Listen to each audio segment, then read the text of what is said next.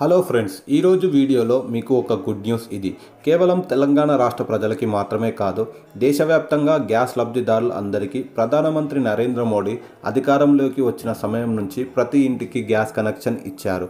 ఉజ్వల యోజన అనే స్కీమ్ పేరుతో ప్రతి అర్హత కలిగిన మహిళలకు గ్యాస్ సిలిండర్ సబ్సిడీ రూపంలో తక్కువ ధరకు అందిస్తున్నారు. సుమారు 5 కోట్ల లబ్ధిదారులు దేశవ్యాప్తంగా ఉన్నారు.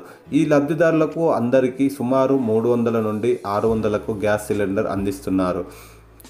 కానీ ఈ సబ్సిడీ ప్రతి ఒక్కరికి వర్తించదు. అయితే కొంతమంది లబ్ధిదారులు అప్లికేషన్ అనేది చాలా మూడవ విడత కేంద్ర ప్రభుత్వం త్వరలోనే రిలీజ్ చేస్తుంది.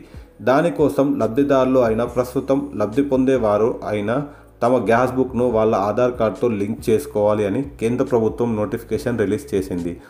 దీనినే ఈకేవైసీ అని కూడా అంటారు. దీనివల్ల లబ్ధిదారులకి వారికి సబ్సిడీ పైసలు నేరుగా వాళ్ళ ఖాతాలోకి జమ చేయనున్నారు.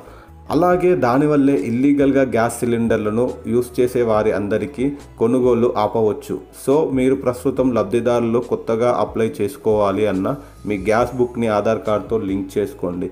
ఇంకా మరిన్ని వీడియోస్ కోసం please like, share and subscribe our channel. Thanks for watching.